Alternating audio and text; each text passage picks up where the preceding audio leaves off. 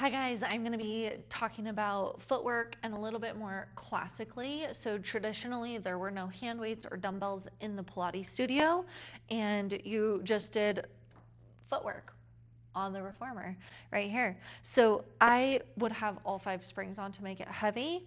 I'm going to push my foot bar out 1 notch so that I see 2 dots available right there on the side. And then, yeah, I've heard so many different things over the years of how Mr. Pilates did footwork and how it's evolved and things like that. So what I heard was that Mr. Pilates had no turnout in his original footwork, that everything was just in a parallel kind of stance.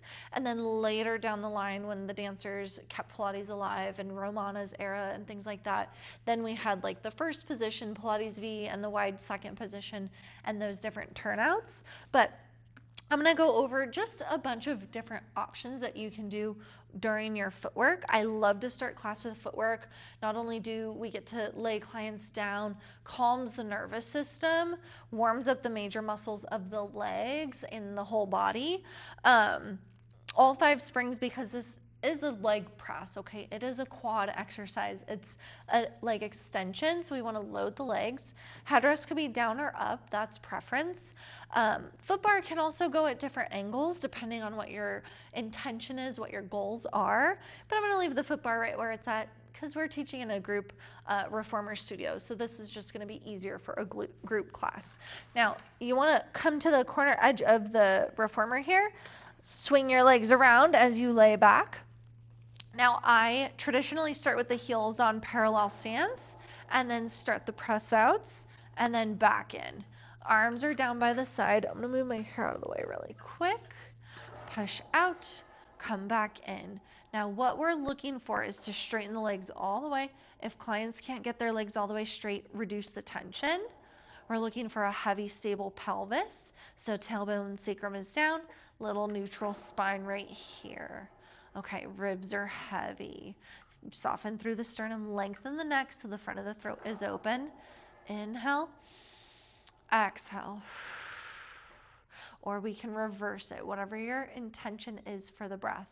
So the inhale to lengthen, I like to think about the lungs expanding, the ribs expanding, the thoracic spine lengthening. So the inhale can be a lengthening breath, and then exhale, resist, relax, close it in.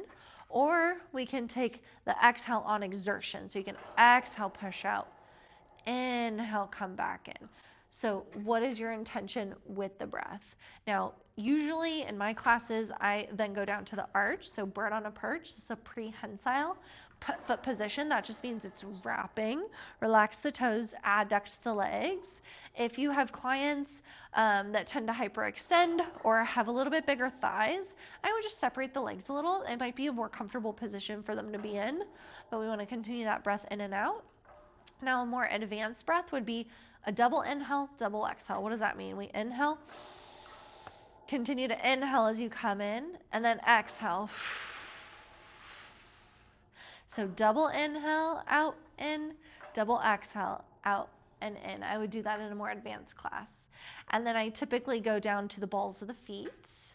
Big toe to baby toe, connect the heels. So now I'm in Pilates V, Pilates first position, press out and in. So heels are staying fixed in space as I go out and in.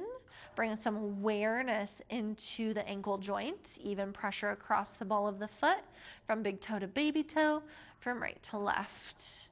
Push out, this external rotation through the hip. So the knees are opening, legs are coming together. And then I always like to bring those heels wide, find a turnout, sumo squat position. Inhale, exhale, or reverse it. You can think about the pelvic floor. So you can go exhale out, inhale, create space down here through the pelvic floor and the diaphragm, okay? Now, sometimes I like to play around with a little internal rotation. You can turn your knees in, squeeze that little VMO, the vastus medialis obliquus, the medial quadricep, and then push out and in. Works different muscles through the hips. You couple that with the breath, that's gonna work different muscles through the pelvic floor. So your pelvic floor sits down in your pelvis. All those muscles through your pelvis and your hips connect. Everything's connected one way or another. Then I generally go down onto the balls of the feet and continue full extension out, back in. Try to keep your heels still in space. Still looking for that full extension, back in. Now the whole purpose of footwork is to warm up the legs, right? But also the shoulder blocks are really nice as they press the shoulders away from the ears. So we're looking for that two-way stretch from the feet, push through the foot bar, reach the crown of the head back, and then close it in. Now, I usually do about 5 rounds for footwork, but sometimes you can cut it down to 3 rounds, especially if you have more things planned in class, okay? I also usually add some pulses or some kind of variations into that. After I've done my 5 foot placements, I press out and I typically do my tendon stretch right here. Lower and lift the heels, down and up. Legs are parallel position. And then alternate into a prance, one heel down, one heel up. Now, in the traditional Pilates order, that run in place came later. Okay, didn't come along with footwork. This is something that's kind of evolved through time, but it was called run in place. We just call it prancing at my studio. So whatever the language is, I would just keep it consistent so that the clients come to learn the exercises, and that's what we call it at my studio. That was a little bit more of insight into traditional footwork and just some insight into how Mr. Pilates did it. Again, there was probably no turnouts, and I'm not sure how many rounds he did. But yeah, the foot bars that he had were just the width of the reformer too, and they were metal. So now we have these wide foot bars that are cushioned, which is super nice for that too. I would say you can also do a preload for footwork. So you have those little posts that are further back in the spring wall here. So you can go up to a high yellow or a high red if you're looking to progressively load your legs and get a little bit stronger.